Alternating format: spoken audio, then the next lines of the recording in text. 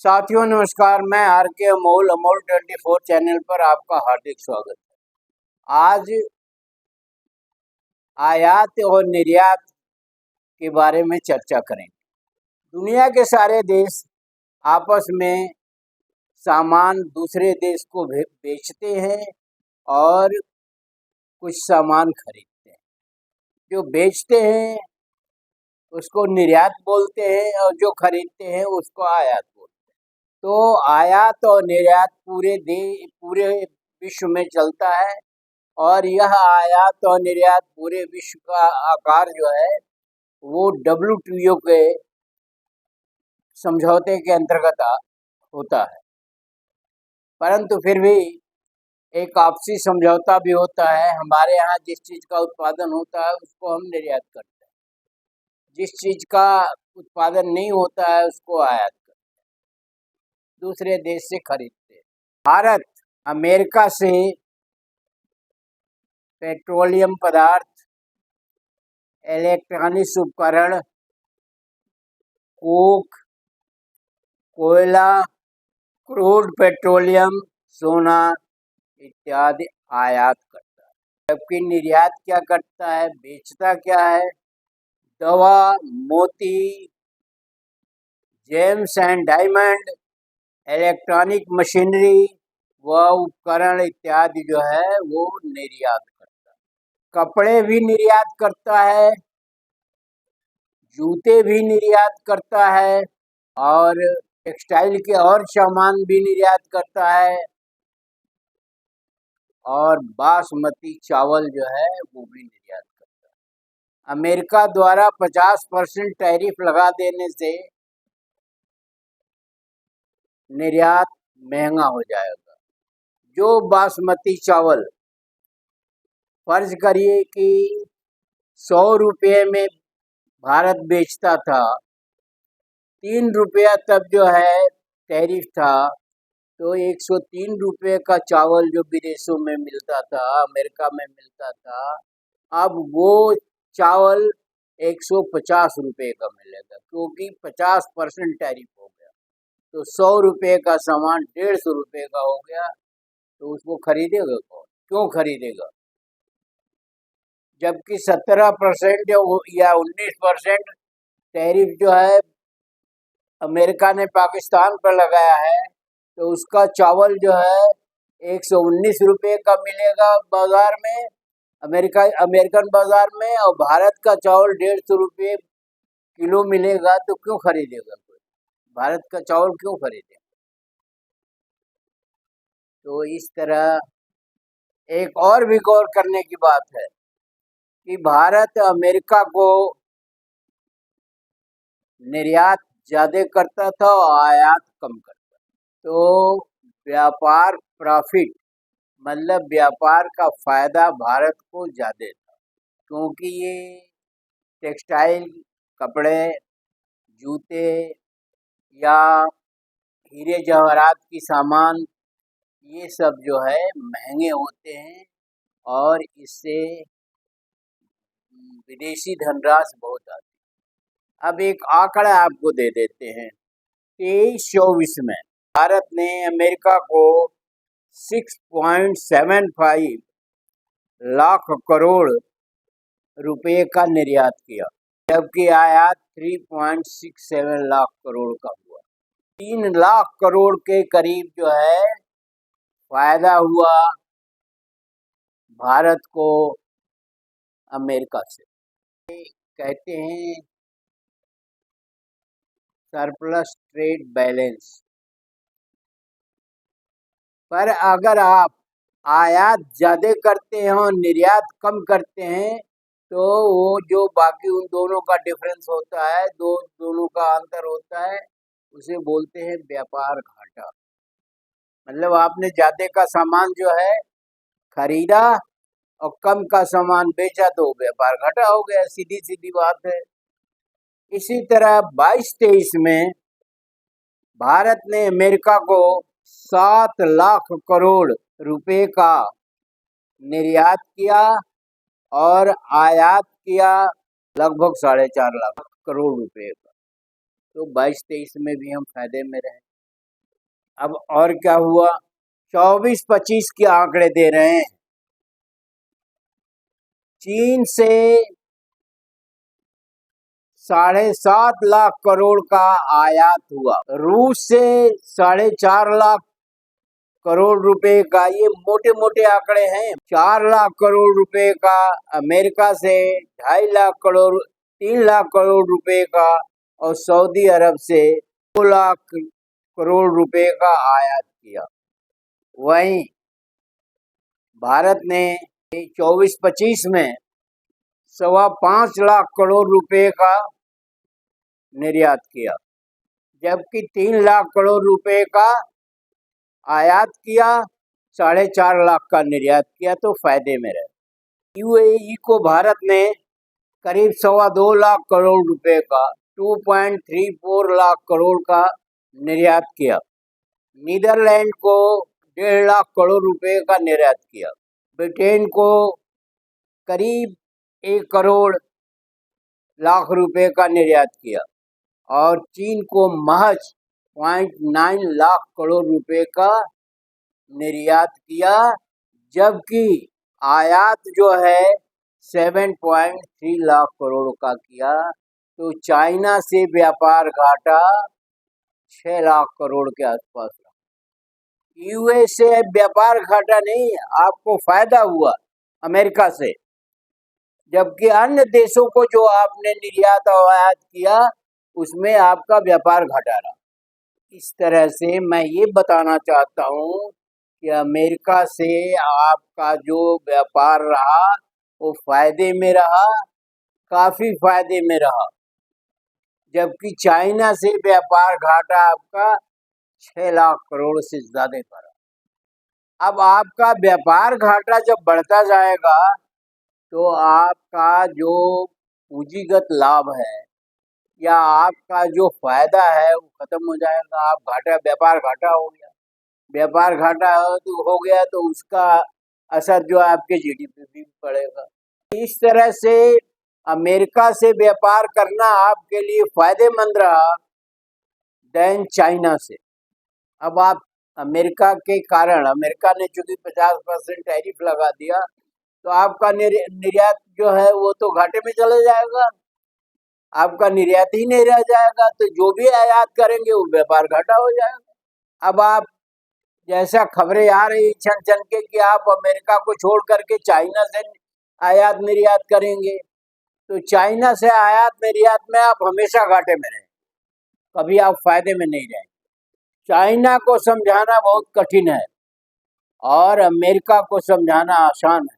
क्यों? क्योंकि चाइना इतना सामान बनाता है, लेबर उसके यहाँ सस्ता है, रॉ मटेरियल सस्ते हैं, 50%, 40%, 50% तो लेबर ही खा जाती है, स्किल्ड लेबर की मैं बात कर रहा हूँ। तो इस तरह से चाइना का मुकाबला भारत द्वारा किया जाना फिलहाल सही नहीं है। चाइना से व्यापार करने का मतलब है निर्यात आप जो है कम करेंगे और आयात ज्यादा करेंगे, जो वर्तमान में भी है, पीछे के सालों में भी है। इस तरह से आपका व्यापार घाटा बढ़ता जाएगा और एक दिन ऐसा आएगा कि आप सरेंडर कर जाएंगे या घुटने टेक जाएंगे। अब आपको बताएं कि अमेरिका क्यों इस तरह से कर रहा है। इसके लिए ये है कि टैरिफ लगाना अमेरिका के हित में है। अमेरिका ऐसे टैरिफ नहीं लगाया है और इस टैरिफ का असर बहुत तगड़ा होगा, ये भी मैं बता दूं। क्यों? क्योंकि आपका निर्यात ज्यादा था और आयात कम था। उसी घाटे को पूरा करने के लिए अन्य देशों से भी उसका घाटा है, राजस्व घाटा है, अर्थव्यवस्था का आकार नहीं बढ़ पा रहा है। विनिर्माण और रोजगार बढ़ाने के लिए अमेरिका ने टैरिफ का इस्तेमाल किया है और इसके लिए वो अपने तमाम क्षेत्रों में रोजगार सृजन के लिए, व्यापार घाटा कम करने के लिए या निर्यात और आयात को बैलेंस करने के लिए उसने ये टैरिफ लगाया। 2024 में अमेरिका के आयात का 40% से अधिक चाइना मेक्सिको, कनाडा से आए उत्पादों का रहा। मतलब 40% जो है आयात और निर्यात का अंतर रहा।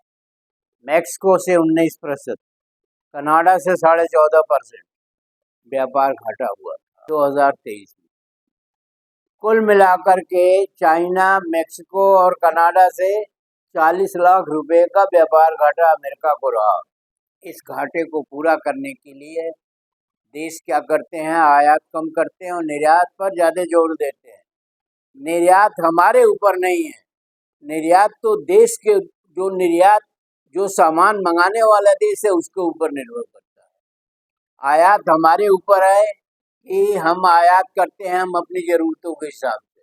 तो आयात निर्यात का घाटा जो बढ़ता जाता है उससे देश की अर्थव्यवस्था डूबती जाती है। इसलिए अमेरिका उन देशों पर ज़्यादा टैरिफ लगा रहा है जिन देशों से निर्यात ज़्यादा है और आयात कम है, उसमें भारत भी है। तो ये भारत को सोचना चाहिए कि जिससे हमको फ़ायदा है उसके सामने थोड़ा झुकने में कोई दिक्कत नहीं, परंतु इतना भी न झुक जाइए कि आप अपने यहाँ हवन यज्ञ कराने लगिए और ये भाषण देने लगिए कि अब की बार ट्रम्प सरकार, वो भी सचेत हो जाएगा कि ये हमें बेवकूफ़ बनाने की कोशिश कर रहा है और आप बेवकूफ़ बनाने की कोशिश कर रहे। तो ये भी कारण है। और जो बातें आपस में होती है, एक मोहल्ले में आपस में लोगों के अंदर होती है, वहीं बड़े पैमाने पर एक देश से दूसरे देश को होती है। मोहल्ले में कोई किसी के काम आ जाता है, कोई किसी के काम आ जाता है, लेकिन उस कार्यों का आकलन तो दोनों करते हैं ना। उसी तरह से देशों की बात है कि कभी न कभी वो आकलन करेंगे। तो आपको इस चीज़ पर ध्यान रखना चाहिए था और छाती पीट पीट करके और 56 इंच का सीना ले करके सारी दुनिया को ढिढोरा पीटना के बजाय आपको शांत रहना चाहिए था, अपना उपाय पहले करना चाहिए था। जब आपका निर्यात ज़्यादा था अमेरिका को, तो उस निर्यात को पहले ही आपको दूसरे देशों को बढ़ावा देना चाहिए था। जिस दिन अमेरिका टैरिफ लगा देगा या जिस दिन अमेरिका हमारा निर्यात कम कर देगा तो हम क्या करेंगे। तो ये सावधानी सरकार द्वारा नहीं बरती गई और सरकार जो है तमाम राजनीतिक षड्यंत्रों में लगी रही और व्यस्त रही, तमाम देश के घरेलू मामलों में व्यस्त रही। तो ये अच्छी सरकार के लक्षण नहीं है। जिस देश की अर्थव्यवस्था सही नहीं होगी वो देश कहीं भी पूरे विश्व में उसका सर्वाइवल या उसकी क्षमता कम हो जाएगी। ये एक मोटा सा सवाल है कि जिससे आपका व्यापार है उसके बजाय जो आप अपनी चालाकी शो करना चाहते थे या आप सोच रहे थे कि हम बहुत होशियार हैं, उसी का ये कुफल है कि टैरिफ सबसे ज़्यादा लगाया गया है। ब्राज़ील और आप पर सबसे ज़्यादा टैरिफ लगाया गया। तो इस चीज़ को ध्यान में रखते हुए पहले से ही आपको कारगर उपाय करनी चाहिए, न कि दूसरे को झांसा देने का काम करना चाहिए जो झांसा आप दे रहे हैं। आप अपने देश में भी झांसा देने का काम करते हैं लोगों को। लोग धीरे धीरे उस चीज़ को जब समझने लगते हैं तो आपके पैर उखड़ने लगते हैं। समझेंगे ही, एक दिन तो समझना ही है। जब कगार पर आ जाएगी बात तो समझना ही है। तो सरकार अपनी जनता को भी झांसा दे रही थी, अब भी झांसा दिया जा रहा है, अब भी उससे बाज नहीं आ रहे हैं आप, और सत्ता से आपका मोह भंग नहीं हो रहा। उसी का नतीजा है ये कि आज पूरे विश्व में भारत की किरकिरी हो रही है। भारत को लोग जो है एक अजीब दृष्टि से सोचते हैं कि केवल 2 ही देश हैं जो 50% की टैरिफ में आते हैं, बाकी चाइना पर भी उसने कम टैरिफ लगाया है। चाइना की अपनी पॉलिसी है, चाइना अन्य देशों पर भी, चाइना भारत से मजबूत देश है, हर मामले में मजबूत है। तो उसकी स्ट्रेटजी को तो कोई नहीं वो कर सकता है, अमेरिका भी नहीं कर सकता है। और कुछ चीज़ें अमेरिका को चाइना से लेना उसकी मजबूरी है। आपने ऐसा कोई फंडा या ऐसा कोई स्थिति नहीं बना रखी जिससे अमेरिका आपसे सामान लेने की उसकी मजबूरी हो। टेक्सटाइल वो बांग्लादेश से मंगा लेता है, अन्य देशों से मंगा लेता है, लेदर, फुटवेयर, इसके सामान भी अन्य देश देने को तैयार खड़े हैं अमेरिका को। बासमती चावल देने के लिए पाकिस्तान और भी देश जो है तैयार है अमेरिका को देने के लिए, आराम से सस्ते रेट पर देने के लिए तैयार है। तो क्या करेंगे आप? आपको मात खाना ही खाना है, क्योंकि आपने अमेरिका के, अब की बार ट्रम्प सरकार नहीं, अब की बार हम अमेरिका को बासमती चावल का कट कर दें और दूसरे देश को निर्यात कर दें, ऐसा कोई उपाय नहीं किया। ये एक घरेलू चीज है, ये एक ग्रामीण स्तर की चीज है, देश स्तर की तो है ही।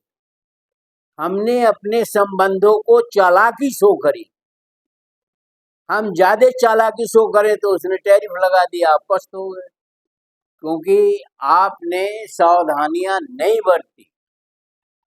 एक आंकड़े दे रहे हैं, मोटी मोटी चीज बता रहे हैं कि जिस देश से आपका निर्यात ज्यादा है उस देश को आपको तवज्जो देना चाहिए और सतर्क भी रहना चाहिए कि जो निर्यात हम कर रहे हैं इस देश को, ये किसी दिन ये निर्यात बंद हो गया तो आपका व्यापार घाटा बढ़ने लगेगा।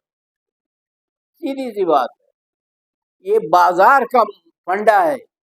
बाजार में हम जिस चीज को लेके बेचने जाते हैं, मान लीजिए हम दूध बेचने जाते हैं, सब्जी बेचने जाते हैं, तो अगर बाजार में हमारी सब्जी की कीमत कम मिलती है तो हम दूसरे बाजार की तलाश करेंगे, हम दूसरी जगह जाएंगे या अपनी क्वालिटी हाई करेंगे।